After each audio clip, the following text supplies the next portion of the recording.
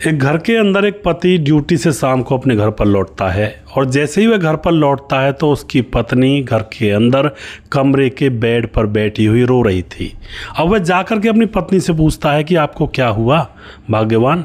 तो जैसी पत्नी को यह पूछता है तो पत्नी की और ज़्यादा ज़ोर से हिलकारियाँ बढ़ने लगती हैं रोने की और पति की तरफ देखती है तरसती निगाहों से। तभी उसका पति उसके पास बैठता है, उसके आंसू पोंछता है और फिर प्यार से पूछता है कि आखिर हुआ क्या, तुम इतना रो क्यों रही हो। तभी अगले ही क्षण जो पत्नी होती है दबी सी आवाज़ में बोलती है कि तुम मेरी छोटी बहन से शादी कर लो। अब यह बात सुनने के बाद जो पति होता है एकदम से टेंशन में आ जाता है और एकदम से अपनी पत्नी की तरफ देखने लगता है और कहता है कि तुम ये कह क्या रही हो, बात क्या है, आखिर वो बात मुझे बताओ। उसके बाद दोस्तों यहाँ पर इस घटना के अंदर जो होता है बड़ा ही मार्मिक कर देने वाली ये घटना है और एक सीख देने वाली भी घटना है कि जीवन के अंदर ज़्यादा किसी के ऊपर कहते हैं ना एहसान ज़्यादा नहीं करने चाहिए, वरना कोई भी एहसान फरामोश भी हो सकता है। नमस्कार, मैं हूं सुदेश कुमार और मेरे गोपाल चैनल में आपका स्वागत है। दोस्तों, कलकत्ता के अंदर यह घटना घटित होती है जहां पर एक वरुण नाम का लड़का जिसने अभी अभी अपनी पढ़ाई लिखाई पूरी की है और पढ़ाई लिखाई पूरी करने के बाद वह एक जॉब में लगा हुआ है। उसके घर पर उसके माँ बाबा हैं, उसकी बहन भी है, बहन की शादी हो चुकी है और वरुण जो कि इकलौता बेटा है और उसका कोई ना भाई है और ना ही उसका कोई चाचा ताऊ है, मतलब इकलौता ही है। उसकी एक बहन है, उसकी शादी हो चुकी है। अब यहाँ पर वह जॉब पर जाया करता है। जॉब पर जाने के लिए बस पकड़ता है और बस में बैठकर जैसे वह जा रहा होता है तो एक दिन उसी बस के अंदर एक लड़की जिसका नाम होता है काजल, जो कि कॉलेज पढ़ने के लिए जा रही थी, देखने में बहुत ही सुंदर सुशील और देखने में बहुत ही अच्छी लग रही थी। तो काजल उसकी सीट पर आ बैठ जाती है क्योंकि लेडीज सीट जो होती थी हैं बस की वो फुल थी और जो जेंट्स सीट थी उसमें जो वरुण की बगल में सीट थी वो खाली थी। तो वरुण कह देता है कि मैडम आप यहाँ पर बैठ जाइए। अब वह लड़की वरुण की बगल में बैठ जाती है। वरुण की और उसकी बातें होने लगती हैं कि आप कहाँ जा रही हो। वह बताती है मैं अभी पढ़ाई लिखाई कर रही हूँ। वरुण से पूछती है वह लड़की आप मैं जॉब करता हूँ, पढ़ाई लिखाई मेरी ख़त्म हो चुकी है। ऐसे ही अब रोज़ रोज़ का जब ये काम होता है तो अब उनकी मुलाकात तो हो चुकी थी, उसी बस में जाना, उसी बस में अपनी गंतव्य स्थान पर पहुँचना। तो दोनों एक साथ बैठ जाया करते और दोनों आपस में बातचीत करने लगते हैं और फ़ोन नंबर एक दूसरे के आदान प्रदान हो जाते हैं क्योंकि वह बता दिया करते हैं कि बस चल पड़ी है, आप तैयार हो जाइए। तो उसके बाद दोस्तों दोनों की बातचीत होने लगती है और दोनों को एक दूसरे से प्यार हो जाता है। अब इनका प्यार परवान यहाँ पर चढ़ रहा था, धीरे धीरे समय गुजर रहा था। उसके बाद यहाँ पर क्या होता है, अब जो वरुण के माँ बाप होते हैं वह कहते हैं कि वरुण अब हम तुम्हारी शादी करेंगे, तुम्हारी पढ़ाई लिखाई ख़त्म हो गई है और अब तुम आराम से शादी करने के बाद अपना घर बसाओ क्योंकि हमारा इकलौता बेटा है, तो बच्चे पैदा हो जाएंगे, हम भी उन बच्चों से खेलेंगे। तो उसके बाद वरुण कहता है माँ बाबा मैं शादी अपनी जानने वाली लड़की से करूँगा, मैं एक लड़की से प्यार करता हूँ। अब माँ बाप यह बात सुनते हैं तो माँ बाप को कोई एतराज़ नहीं होता है। माँ बाप कहते हैं कोई बात नहीं बेटा, शादी तो करनी है ना, और अगर जान पहचान वाली लड़की से शादी हो जाए तो यह तो नहले पे दहला है। अब उसके बाद जो लड़के के माँ बाप होते हैं वह कहते हैं कि उस लड़की का नाम बताओ, उस लड़की के माँ बाप का नाम बताओ। वरुण बता देता है और उसके बाद वरुण के माँ बाप लड़की के माँ बाप के पास रिश्ता लेकर चले जाते हैं। उधर से लड़की भी अपने माँ बाप को बता देती है कि मैं वरुण से प्यार करती हूँ। तो दोनों ही तरफ के घर वाले राजी खुशी में इन दोनों लड़के और लड़की की शादी कर देते हैं। जो काजल थी उसके माता पिता थे घर में और एक छोटी बहन थी, भाई इनका था नहीं। अब धूमधाम से शादी हो जाती है। शादी होने के बाद काजल अपने ससुराल आती है और ससुराल पति के साथ रहने लगती है। खूब घर का काम करती है, नेक विचारों की, अच्छे ख्यालों की और बहुत ही सुशील और सुंदर सुकन्या थी। अब दोस्तों यहाँ पर क्या होता है, जो सास ससुर होते हैं काजल के ऊपर बहुत ज़्यादा प्यार उड़ेलने लगते हैं क्योंकि ऐसी बच्ची मिली थी उनको, बहुत ही सुशील थी। तो धीरे धीरे समय गुजर रहा था। अब 1 साल गुजर जाता है। 1 साल जैसे ही गुजर जाता है अभी तक काजल को बच्चे नहीं हो रहे थे और दादा और दादी जो बनने वाले थे यानी कि काजल के सास और ससुर वह तो इंतज़ार कर रहे थे कि आखिर काजल पर कब बच्चे होंगे और कब हम बच्चों को खिलाएंगे। उसके बाद जो काजल होती है वह अपने पति से कहती है कि सुनते हो जी, चलो डॉक्टर के पास चलते हैं, बच्चे नहीं हो रहे हैं और कोई ना कोई परेशानी होगी। और देखो दादा और दादी बनने के लिए मेरे सास ससुर जो तुम्हारे माता पिता हैं कितना बेताब हैं और कितना ज़्यादा उत्साहित हैं। तो दोनों पति पत्नी डॉक्टर के पास जाते हैं घर वालों को बिना बताए। डॉक्टर के पास जब चेकअप करवाया जाता है तो डॉक्टर कहता है निकल करके उसकी आंखें थोड़ी सी सीधी उस लड़की काजल के ऊपर टिक गई थी और वह कह ही देता है कि काजल तुम कभी माँ नहीं बन सकती जीवन में। अब काजल जैसे ही ये सुनती है तो उसके तो पाँव के नीचे से ज़मीन निकल जाती है। जो लड़का वरुण होता है वह कहता है डॉक्टर साहब आखिर क्या हुआ। डॉक्टर कहता है कि काजल के अंदर वो सिस्टम ही नहीं है जो ये माँ बन पाए, कमी है, यह बच्चे पैदा नहीं कर सकती। उसके बाद तो काजल का रो रो कर बहुत बुरा हाल हो जाता है। रास्ते में भी रोती हुई आती है, लेकिन घर आकर के सास ससुर को नहीं बताती है। कमरे में रोती रहती है, रात हो जाती है और अपने पति से कहती है कि मैं अब बच्चे पैदा नहीं कर सकती और तुम्हारा वंश कैसे चलेगा। वह अपने आप को अपने पति की जगह पर रख कर सोचने लगती है कि मेरा पति अपने माँ बाप की इकलौती संतान है और इसको भी अगर बच्चे नहीं होंगे तो फिर इनका वंश कैसे चलेगा। मैं तो बड़ी कलंकनी हूँ, मैं तो बड़ी कुलच्छनी हूँ जो मैं इस घर में दुल्हन बनकर आई हूँ। लेकिन जो वरुण होता है वह समझाता है तू पागल तो नहीं हो गई है, हम दोनों ने प्यार किया है और प्यार कोई हवा में नहीं होता, बच्चे ना हो मत हो कोई दिक्कत नहीं, हम ऐसी ज़िंदगी काट लेंगे। इस तरह से पति अपनी पत्नी को समझा देता है। लेकिन आज के बाद काजल उदास उदास रहने लगी थी और उसके सास ससुर भी कहते हैं काजल कोई बात है तो बेटी हमें बता दे। लेकिन काजल उनको नहीं बताती है कुछ भी, ना ही वरुण बताता है। धीरे धीरे समय गुजरता रहता है। अब जो काजल होती है वह अपने अंतर मन में विचार बना लेती है। विचार क्या था? वो विचार शाम को निकलने वाला था जब पति घर आएगा। पति शाम को ड्यूटी से हारा थका घर आता है। काजल अपने बेड पर बैठी हुई रो रही थी। पति आंसू पहुँचता और कहता है काजल क्यों दिल छोटा करती हो, कोई बात नहीं। वह कहती है मैं तुमसे दूर चली जाऊंगी और फिर उसके बाद तो तुम्हें शादी करनी पड़ेगी और तुम्हारे बच्चे हो जाएंगे, मैं ऐसा ही करूंगी। पति कहता है अरे पागल हो गई, मैं तुम्हें छोड़ूंगा ही नहीं, कहीं जाने नहीं दूंगा, ढूंढ लाऊंगा। तो अगले क्षण काजल कहती है तो ऐसा करो, मेरी छोटी बहन है उससे तुम शादी कर लो। अब यह बात सुनने के बाद जो पति होता है वरुण एकदम से चौंक जाता है और कहता है काजल मैं अपना प्यार किसी और को नहीं बांट सकता। लेकिन काजल कहती है कि जब क्या होगा, जब मैं यहाँ से निकल कर चली जाऊंगी कहीं और फिर तुम अकेले रहोगे और फिर तुम्हारे घर वाले तुम्हारी शादी करेंगे ही करेंगे, कोई और इस घर में आएगी।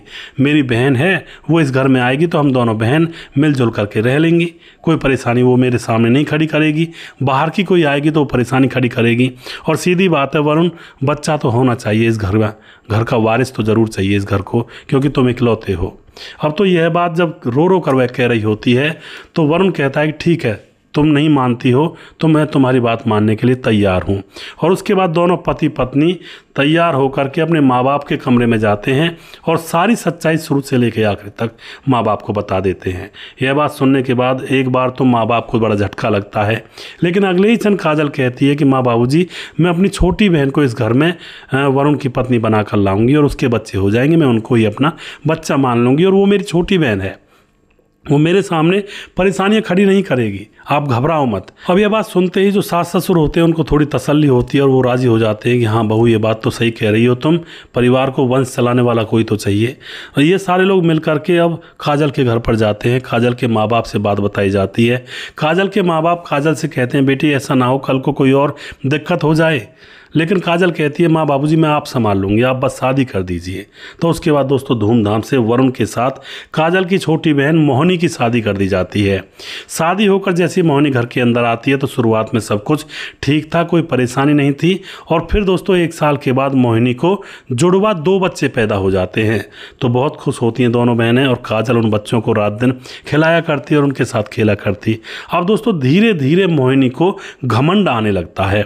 उसको लगता है कि मेरे बच्चे हैं और पति भी अब मेरा ही है और ये हमारे बीच में कबाब में हड्डी है। एक दिन की बात है, काजल उन बच्चों को खिला रही थी तो एक बच्चा दूर चला जाता है क्योंकि पैदल चलने लगे थे और वह ठोकर खाकर गिर जाता है, रोने लगता है। इतने में मोहिनी वहाँ पर आ जाती है और अपनी बड़ी बहन काजल के ऊपर डांट फटकार लगाने लगती है, तुम्हें ये दिखाई नहीं दिया, तुम इस बच्चे को पकड़ सकती थी ना। लेकिन काजल कहती है कि मोहिनी तुमसे ज़्यादा प्यार इनको मैं करती हूँ और मैं इनको क्यों नहीं पकड़ती, अगर मेरे पास होता। दूर था, गिर गया, लेकिन जाकर के मैंने गोद में उठाया, चुप करा दिया मैंने। लेकिन मोहिनी को लड़ने का बहाना चाहिए था। उसके बाद तो दोस्तों आए दिन रोज़ रोज़ झगड़े होते, छोटी छोटी बातों पर जो काजल है उसको डांट दिया करती मोहिनी। काजल बार बार यही कहती है मोहिनी तुम थोड़ा सा शांत हो जाओ, ये ठीक नहीं है, मैं मम्मी पापा से जाकर कहूँगी, वो मुझसे ही कहेंगे कि तुमने ही कहा था शादी कर दो और आज परेशानियाँ आ गई है ना। मैंने उनसे कहा था कि मैं आप देख लूँगी, अपने आप संभाल लूँगी, तो मोहिनी थोड़ी सी शांति से रह ले, ऐसा मत कर। लेकिन मोहिनी नहीं मानती है और घर के अंदर पूरा तांडव मचाने लगती है काजल के पीछे। काजल अभी भी ये कह रही थी लास्ट टाइम भी कि मोहिनी मैं तुम्हारे घर में नौकरानी बनकर रह लूँगी, लेकिन मुझे इतना परेशान मत करो कि मैं यहाँ से कहीं चली जाऊँ। लेकिन मोहिनी अब उसे और ज़्यादा परेशान करती है, तो काजल एक दिन घर छोड़ करके चली जाती है। उसके बाद दोस्तों काजल घर छोड़कर चली जाती है और एक चिट्ठी अपने पति के नाम लिख देती है, वरुण के नाम, और वरुण से कहती है कि मैं जहाँ भी जा रही हूँ बिल्कुल ठीक हूँ, मुझे कुछ नहीं होगा और मैं कोई ऐसा वैसा कदम नहीं उठाऊँगी, लेकिन घर के अंदर मोहिनी और मेरे बीच में कुछ बातें बन नहीं रही हैं और मैं मोहिनी से लड़ना नहीं चाहती, क्योंकि ये बसा बसाया घर उजड़ जाएगा। 2 फूल से बच्चे हैं घर के अंदर और तुम पिता बन चुके हो 2 बच्चों के, तो मैं कहीं जा रही हूँ और मुझे ढूंढने की कोशिश मत करना। अगर तुम मुझे ढूंढोगे तो समझ लेना मैं तुम्हारे मतलब मरा समझ लेना मुझे, अगर तुम मुझे ढूंढोगे तो यह कसम उस पत्र में लिख करके वह चली जाती है। वरुण आता है, खूब रोता है, पत्नी को याद करता है कि वह तो मैं मतलब उससे सबसे ज़्यादा प्यार किया करता था। हालांकि प्यार तो मोहिनी से भी करता था, बच्चे हो गए थे उससे, लेकिन पहला प्यार और पहली पत्नी अलग ही होते हैं। अब यहाँ पर क्या होता है दोस्तों, धीरे धीरे समय गुजरने लगता है। अब समय गुजरने लगता है, जो वरुण होता है वह अब मोहिनी को अपने साथ कलकत्ता ले जाता है, क्योंकि वहाँ पर नौकरी करता था, वहीं पर किराए पर उसको रख लेता है और वहीं पर उसके साथ रहता है, बच्चे भी वहीं पर हैं। अब जो मोहिनी होती है कलकत्ता में जाने के बाद एक और लड़के से प्यार कर बैठती है और उनके प्रेम प्रसंग अब इतना चलता है उनका प्रेम प्रसंग कि एक दिन मोहिनी अपने प्रेमी के साथ भागने का विचार कर लेती है और एक दिन वह अपने प्रेमी को लेकर रफू चक्कर हो जाती है।